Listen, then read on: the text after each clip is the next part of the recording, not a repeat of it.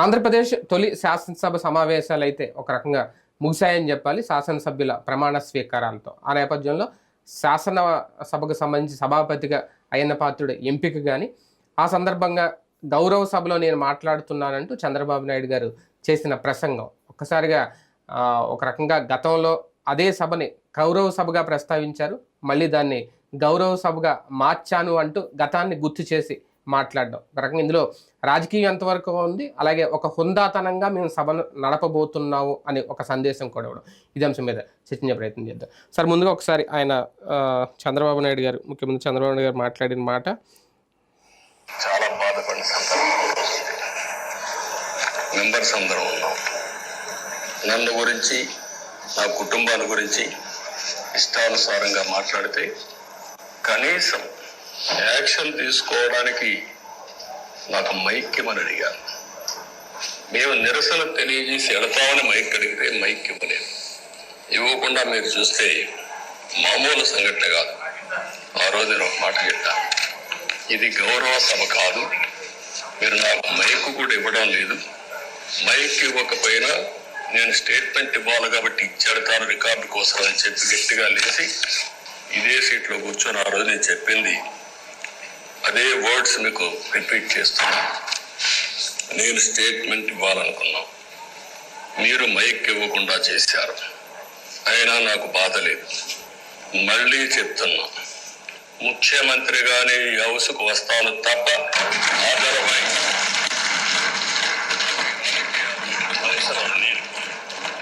ఇది ఒక గౌరవ సభ, గౌరవ సభ కాదు. ఇలాంటి గౌరవ సభలో నేనుండనని మరొక్కసారి చెప్తూ మీకు నమస్కారం. ప్రజలకు విజ్ఞప్తి చేస్తున్నా, నా అవమానం మీరు అందరూ అర్థం చేసుకొని నిండు మనసుతో ఆశీర్వదించాలని కోరుతూ ఈ సభ నుంచి వాకౌట్ చేస్తున్నానని చెప్పి వాకౌట్ చేసి బయట ప్రెస్ కాన్ఫరెన్స్ పెట్టాను.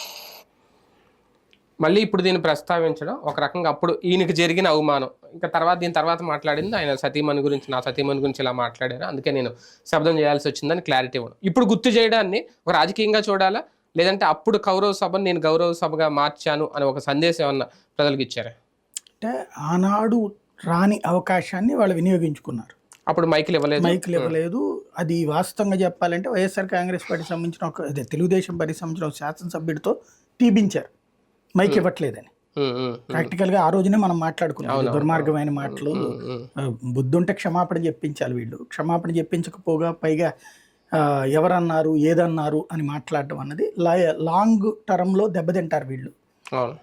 ఇట్లాంటి మాటలు మాట్లాడిన తర్వాత కుటుంబాలని, ఇళ్లలో ఉన్న మహిళల్ని తీసుకొస్తే రేపొద్దున వాళ్ళ మహిళల్ని తీసుకొస్తారు. దానివల్ల ఇప్పుడు ఇద్దరి ఇళ్లలో ఉన్న మహిళలకి విలువ లేకుండా పోతుంది. అనవసరంగా వాళ్ళని తీసుకొచ్చి రోడ్డుకి అంతే కదా, లేడీస్ని పరువులు తీయడం అన్నటువంటిది ఆ రోజున ప్రారంభమై ఇప్పుడు ఇద్దరికి ఓ రకంగా చెప్పాలంటే నాయకుల రెండు పార్టీలకు సంబంధించిన నాయకుల భార్యలు 3 పార్టీల వాళ్ళని కూడా నోటికి వచ్చినట్టు వాక్చాలత్వంతో వాగేటటువంటి వాళ్ళది వ్యవహారం నడుస్తుంది. Still now it is not controlled. ఇంకా పెరుగుతోందే కానీ, ప్రతీకారాల కాన్సెప్ట్తో పెరుగుతోందే కానీ కంట్రోల్ కావట్లేదు.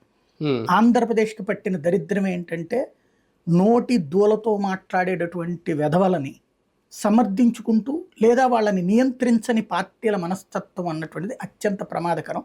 దాని కారణంగా ఆయా పార్టీలు ఇప్పుడు ఈ పార్టీలో ఉన్నటువంటి వాళ్ళు వాళ్ళ భార్యని మాట్లాడితే ఆ పార్టీ నాయకుడి భార్యని, ఆ పార్టీలో ఉన్నటువంటి వాళ్ళు ఈ పార్టీ నాయకుడి భార్యని మాట్లాడారు. ఫైనల్ గా మహిళల వ్యక్తిత్వాన్ని కించపరిచేటటువంటి చర్యలు దుర్మార్గంగా జరుగుతున్నటువంటి పరిస్థితి స్పష్టంగా కనబడుతుంది. వాస్తవానికి ఇది రాజకీయ సంస్కృతి కాదు ఇలా మాట్లాడడం, కానీ ఎందుకు ఇంతలా వచ్చేసారు అంటే? ఆంధ్రప్రదేశ్లో రాజకీయ సంస్కృతి చచ్చిపోయి చాలా రోజులు అయిపోయింది. 2014 తర్వాత మనం చూస్తున్నామా ఏదైనా? ఇదివరకు కోడెల శివప్రసాద్ గారు ముందు చక్కగా అంటే ఎట్లా ఉంటాయంటే ఆరంభం అదుర్స్, ఆంధ్రులు ఆరంభసూర్లు అన్నటువంటి పాత్ర కరెక్ట్గా నడుస్తుంది. కోడెల శివప్రసాద్ గారు మంచి బాగా క్లోజ్, చాలా అభిమానంగా ఉంటారు నేనంటే. చక్కటి ఇది చేశారు. ఆయన ఫస్ట్ స్పీచ్ మొదట్లో ప్రధానికి ఇటు ప్రతిపక్షం అడుగుతున్నప్పుడు టైం ఇవ్వటం ఇట్లాంటివి నడిచింది. చక్కగా ఇచ్చారు మొదట్లో. ఒక నెల 2 నెలలు అంటే ఒక టర్మ్లో ఒక సెషన్ అయ్యాక ఒక సెషన్ ఆ సెషన్ ఎండింగ్ దగ్గరికి వచ్చేటికి మారిపోతుంది. పార్టీ వాళ్ళు ఒత్తిడి తెస్తారు, ఏం సార్ ఆయన అట్టగా చేస్తున్నాడు, వాళ్ళకి అనుమతులు ఇవ్వడం ఏంటంటారు. అనగానే రూట్ మారిపోయింది. ఇక పార్టీకి లాయల్టీ చూపించాల్సిన పరిస్థితి వస్తుంది. అంటే వాళ్ళకి శీల పరీక్ష పెడతారు సొంత పార్టీలో వాళ్ళు. సొంత పార్టీలో అది జాతీయ పార్టీ అనుకోండి, ఫర్ ఎగ్జాంపుల్ నాదెళ్ల మనోహర్ లాంటి వాళ్ళు, కిరణ్ కుమార్ రెడ్డి లాంటి వాళ్ళకి ఆ ప్రాబ్లం లేదు, ఎక్కువ ఇబ్బంది పెడలా వాళ్ళు దీంతో పోల్చుకుంటే. ఇక్కడ ఆఫ్టర్ స్టేట్ డివిజన్ ఈ పరిస్థితి 2 రాష్ట్రాల్లోనూ ఉంది. స్పీకర్లు అనేటటువంటి వాళ్ళకి మొదట ఆరంభంలో చక్కగా వాళ్ళ లక్ష్యం పెద్దదే ఉంటుంది, కానీ రోజులు పోయే కొద్దీ లక్ష్యం చచ్చిపోతుంది, చిన్నదైపోతుంది, విధానం మారిపోతుంది. ఆయన ఆ రోజున జగన్ మాట్లాడినిచ్చేవాళ్ళు కాదు, పద్దాక వీళ్ళు ఎవరో ఒకళ్ళు చెయ్యెత్తడం, పాయింట్ ఆఫ్ ఆర్డర్ అని లేవనెత్తడం. వాళ్ళు ఇక అసలు పాయింట్ ఆయన మాట్లాడేది 10 నిమిషాల స్పీచ్కి టైం ఇస్తే 50 నిమిషాల కౌంటర్ ఉంటుంది అక్కడ. ఇంకా అక్కడ అయిపోయింది. అది విరక్తి కలిగినటువంటి ప్రజలు అంటే దానికే ఓట్లేసారా లేకపోతే పాలనకే ఓట్లేసారా అంటే రెండోసారి ఇచ్చారు. ఆయన తమ్మినేని సీతారాం గారు చాలా మంచి మనిషి, నేను వ్యక్తిగతంగా ఎరుగుదు. ఆయన ఫస్ట్ రోజున ఇచ్చిన ఉపన్యాసం విని చాలా బాగుంది, ఆ రోజున మనం వీడియో కూడా చేశాను, చాలా బాగుంది, ఇలాంటి బాధ్యతాయుతంగా ఉండాలని. తర్వాత ఇవ్వడం కూడా అట్లాగే ఇచ్చారు. ఫస్ట్ చూస్తే మీరు అప్పుడు 2019 సెషన్లో చంద్రబాబు గారు వీళ్ళు అడగటం, అటు చంద్రబాబు గారు మళ్ళీ దానికి ఆన్సర్ చేయడం, మళ్ళీ వైసీపీ వాళ్ళు మాట్లాడడం, ఇట్లా ఇస్తా వచ్చారు. ఒక సెషన్ దాకా నడిచినట్టుంది. తర్వాత 4వ రోజున 5వ రోజున వచ్చిన పాయింట్ ఏంటంటే జగనే రైజ్ చేశారు. ఏమని, నేను ఒక మాట మాట్లాడా, ఇప్పుడు వైసీపీ ప్రభుత్వంగా మేము కొన్ని స్టేట్మెంట్లు ఇచ్చాం, ఇచ్చిన తర్వాత వాళ్ళు దానికి ఆన్సర్ ఇచ్చారు, మేము దానికి కౌంటర్ ఇచ్చాం, ఎనఫ్ కదా, మీరు మళ్ళీ వాళ్ళకి టైం ఇస్తున్నారు, ఇది ఎట్లా అని అడిగారు. అంటే జగన్కి కోపం వచ్చిందనమాట. యాక్చువల్గా మేము ఒక ఆరోపణ అంటే ఒక గత ప్రభుత్వ పనితీరు మీద మేము కొన్ని విమర్శలు చేసాం. విమర్శలు చేసినప్పుడు వాళ్ళు కాదని కొంత వివరణ ఇచ్చారు, కాదని మేము చెప్పాం, ఇదిగో ఇదని అయిపోయింది కదా. ఇంకా మళ్ళీ వాళ్ళకి ఇచ్చి మళ్ళీ మాకి ఇంకేముంటది, ఇది ఎక్కడ ధోరణి అని వెంటనే ఆయనకి కంగారు వచ్చేసి ఇక అప్పటి నుంచి ఈయన మాట్లాడినివ్వడం మానేశారు. తేడా ఏంటంటే జగన్ ప్రతిపక్షంగా ఎక్కువసేపు ఫేస్ చేయడు, మాట్లాడతాను ట్రై చేస్తాడు, మాట్లాడినివ్వాల. చంద్రబాబు గారిని మాట్లాడినివ్వాల, కానీ ఎలాగో అలా టైం స్పేస్ క్రియేట్ చేసుకుని మాట్లాడతాడు ఆయన. చంద్రబాబు గారు ఆయనకి ఆ ప్రతిపక్షపు పాత్ర అన్నటువంటి దగ్గర సమస్య. జగన్కి వచ్చేటప్పుడు ఎక్కువగా పోషించలేడు, ముఖ్యమంత్రి పాత్రకి ఇష్టపడతాడు, ప్రతిపక్ష పాత్ర ఎక్కువగా పోషించలేడు. ఈయన ప్రతిపక్ష పాత్రలో కూడా పండిపోయాడు, సుదీర్ఘకాలం పాటు ఉండటం మూలంగా ప్రతిపక్ష పాత్రలో అవకాశాలను ఎలా ఒడిసిపెట్టుకోవాలన్నటువంటి చూస్తాడు. ఆ ఇంపాక్ట్ ఒకటి. రెండవది, స్టేట్ డివిజన్కి ముందు జరిగిన తెలంగాణ ఆంధ్ర ఉద్యమాల టైం నుంచి ఒక దరిద్రం ఏమొచ్చిందంటే, మనకు అసెంబ్లీలో సంప్రదాయం ఉండేది ఏంటంటే 0 అవర్ అంటే మన ఎమ్మెల్యేలందరూ వాళ్ళ నియోజకవర్గాలకు సంబంధించి ప్రభుత్వం దృష్టికి తీసుకెళ్లాల్సినటువంటి అటెన్షన్ సీకింగ్ పాయింట్. ప్రభుత్వానికి సంబంధించిన ఒక మంత్రి అవన్నీ నోట్ చేసుకుని ఆ కన్సర్న్ డిపార్ట్మెంట్స్కి పెట్టాలి. అసలైతే మంచి ఉద్దేశం ఏంటంటే అందరు మంత్రులు సభలో ఉండాలి, అయ్యి చెప్పినప్పుడు నోట్ చేసుకుని వాళ్ళ డిపార్ట్మెంట్లు అయ్యి ఫాలో అప్ చేయాలనేది. తర్వాత అది పోయి అక్కడ మాట్లాడతారు, ఎవరో ఒక ఇన్ఛార్జి మంత్రి పెడతారు, ఆ మంత్రి రాసుకుని కన్సర్న్ మేము చెప్తా ఉంటారు, అది ఎప్పుడు జరిగిన పాపాన పోల. 0 అవర్ అది ఉంటుంది, క్వశ్చన్ అవర్ ఒకటి, ప్రశ్నోత్తరాల ద్వారా అడిగి మనకు కావాల్సింది మన నియోజకవర్గం మీద అటెన్షన్ డైవర్ట్ చేసుకోవడం లేదా పని జరిగేలా చూసుకోవడం, ఇది బాధ్యతాయుతమైనటువంటి. ఈ రెండూ కాకుండా వాయిదా తీర్మానం అని ఒక సిస్టమ్ ఉంటుంది. ఈ వాయిదా తీర్మానం ఎందుకు పెడతారంటే, అసలు మొట్టమొదట ఈ ఉద్దేశం పెట్టింది ఏంటంటే, వాయిదా తీర్మానం అనేటటువంటిది అంతా మనం పరిపాలనలో పడిపోతుంటాం, అర్జెంటుగా సభ దృష్టికి తీసుకురావాల్సినటువంటి ఒక అంశం అత్యవసరంగా, దాని మీద సభలో అప్పటికప్పుడు చర్చించి ఓ పరిష్కారం కనుగొనేటటువంటి అంశాన్ని వాయిదా తీర్మానం ద్వారా తీసుకురావాలి.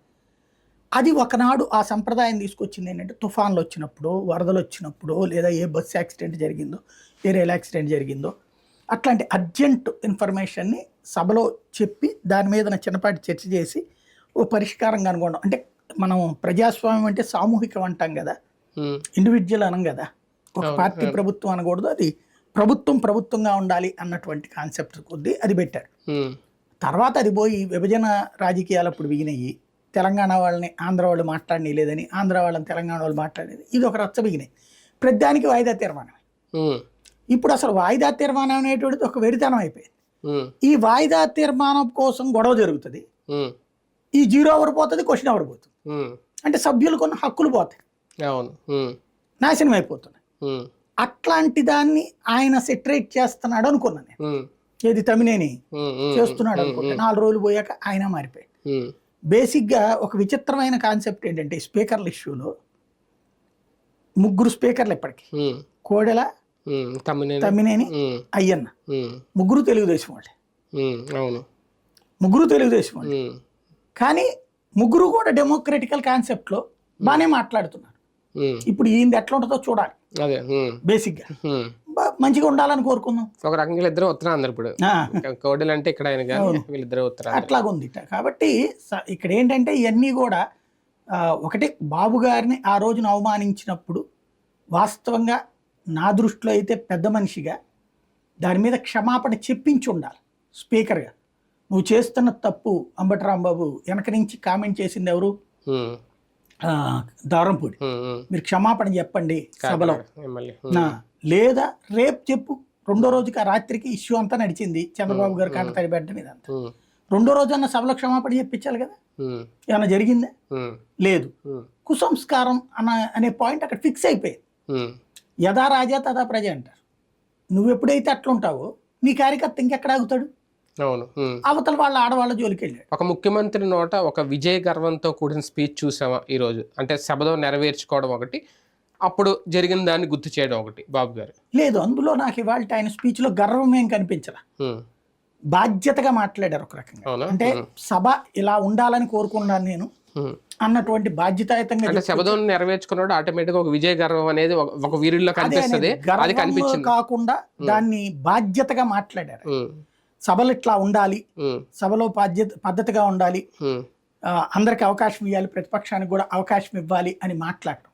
బట్ ఈ మాట బాగానే ఉంటుంది, ఉమ్, చేత రేపు పొద్దున్న చూపించాలి. మాట పరంగా అయితే చంద్రబాబు గారు చాలా పర్ఫెక్ట్గా మాట్లాడతారు, ఉమ్, పర్ఫెక్ట్ ఇష్యూ ఉంటుంది. ఉమ్, అది ఆచరణలో చూపిస్తారా లేదా అన్నటువంటిది నెక్స్ట్ సభల్లో జరిగే తీరుని బట్టి ఉంటుంది. ఉమ్, నా దృష్టిలో సభ అంటే నేను గమనించినటువంటి అనేక సభల్లో చూసుకున్నప్పుడు పాత రోజుల్లో అప్పుడు అనేవాళ్ళు, మేము ఫస్ట్ కెరీర్లోకి అడుగుపెట్టిన టైంలో సభలు చూసినప్పుడు అంతకుముందు చాలా విలువలు ఉండేవి. పుచ్చలపల్లి సుందరయ్య గారు, వెంకయ్యనాయుడు గారు వీళ్ళందరూ ఉన్నప్పుడు, జయపాల్ రెడ్డి గారు వీళ్ళందరూ ఉన్నప్పుడు అనేవాళ్ళు. అదేదో మనం చూడలేదు, లైవ్లు లేవు ఆ రోజుల్లో. ఉమ్, లైవ్ల సిస్టమ్ అనేది వచ్చింది చంద్రబాబు గారు వచ్చిన తర్వాత. ఉమ్, అంతకుముందు లైవ్లు ఉండేది కదా అసలు, ఉమ్, అవి పేపర్లో చదువుకుని ఉండేవాడు. కానీ మనం లైవ్లు చూడటం బిగిన్ చేసిన తర్వాత వచ్చేటప్పటికి అప్పటి నేను చూసిన లైవ్లు ఆ రోజుల్లో లైవ్లతో పోల్చుకుంటే ఉమ్, ఇప్పటి లైవ్లు చూస్తుంటే అసహ్యం వేస్తుంది. ఉమ్, అవును. సభలకు సంబంధించి చూడాలన్న ఆసక్తి లేదు. ఉమ్, ఇదివరకటి రోజుల్లో నేనేం చేసేవాడిని అంటే సిటీ కేబుల్లో ఉన్నప్పుడు కానీ, సి ఛానల్లో ఉన్నప్పుడు కానీ, తర్వాత తేజాలో ఉన్నప్పుడు కానీ, ఆ టైంలో అంటే తేజాలో ఉన్నప్పుడు అదేంటే కంపెనీ చూస్తుంటుంది, అవును. బట్ ఖాళీ ఉన్నప్పుడు అబ్జర్వ్ చేసేవాళ్ళం. సిటీ కేబుల్లో ఉన్నప్పుడు, సి ఛానల్లో ఉన్నప్పుడు వార్తలు మేమే చేయాలి కాబట్టి ఏం చేసేవాడిని అంటే అవి పెట్టుకుని వింటా ఉండేవాడిని. ఉమ్, వింటా ఉండి అక్కడ పాయింట్స్ అన్నీ వస్తాయి సభలో మాట్లాడేటప్పుడు, ఉమ్, అవన్నీ చూసుకుని నోట్ చేసుకునేవాడు. మంచి సబ్జెక్ట్ ఉండేది. ఉమ్, తర్వాత ఇప్పుడు చూస్తుంటే ఆయన ఏం తిట్టాడు, ఈయన ఏం తిట్టాడు అన్నటువంటిది తప్పించి, ఇందులో ఓ రకంగా రోడ్డు మీదన 2 వ్యక్తులు ఎదురుపడి గొడవలు పడేటటువంటి వాళ్ళు తిట్టుకున్నట్టుంటున్నాయి తప్పించి, అవును.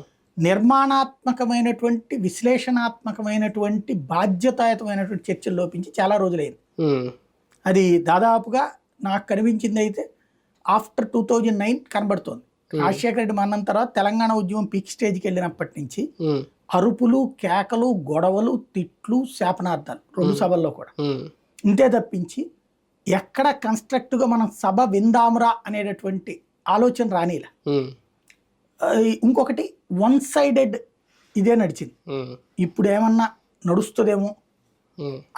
ఆశిద్దాం. చర్చించాలంటే ఇద్దరే ఉండాలి. ఈసారి చర్చలే ఉండవేమో, డెసిషన్సే ఉంటాయేమో. సభాపతిగా అయ్యన్న పాత్రుడిని ఎంపిక అంటే చంద్రబాబు నాయుడు గారు ప్రతిదీ కూడా ఈసారి చాలా ఆలోచించేశారు. ఎందుకంటే ముందు నుంచి రఘురామకృష్ణరాజు గారికి ఇస్తారేమో, ఆయనకి ఒక ప్రచారం అయితే జరిగింది. ప్రచారం వాళ్ళు ఎవరైనా చెప్పారంటే దాని సమాధానం ఉండదు, చెప్పలేదు కూడా.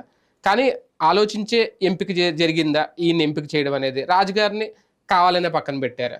రఘురామకృష్ణరాజు గారు ఆయన ఆశించారు, అదే ఇస్తే నేను ఆయన జగన్కి రుచి పెడతాము అన్నాడు. ఇక్కడ చంద్రబాబు గారు అట్లా అనుకుని ఉండకపోవచ్చు. ఇంకోటి ఈయన రఘురామకృష్ణరాజు గారు ఎమ్మెల్యేగా సీనియర్ కాదు. అదే అవును, ఫస్ట్ టైం అసెంబ్లీలో ఎమ్మెల్యే సీనియర్ అయితే కరెక్ట్గా ఉంటారు. అవును, అందుకోసం ఇట్లా పెట్టి ఉండాలి. మేబీ రేపు ఏమన్నా డిప్యూటీ స్పీకర్ ఇస్తారేమో ఆయనకి, కాదనేది ఏముంటుంది. డిప్యూటీ స్పీకర్ మిత్రపక్షానికి వెళ్తాం. అదే అది వాళ్ళ ఉద్దేశం ఏంటో మనకు తెలియదు కదా. మండల బుద్ధ ప్రసాద్ గారు ఇంతకుముందు డిప్యూటీ స్పీకర్ కాన్సెప్ట్ కి వర్కౌట్ అవుతాడని ఆయన పేరు కూడా ప్రచారంలోకి వచ్చింది. ఏంటనేది చూడాలి.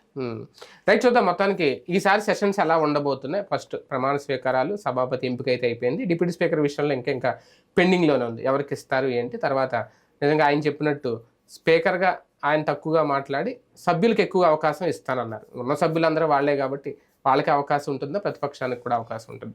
చూద్దాం సెషన్స్ ఎలా ఉండబోతే. నిర్మాణాత్మకంగా ఉండాలని మనం కూడా ఆశిద్దాం.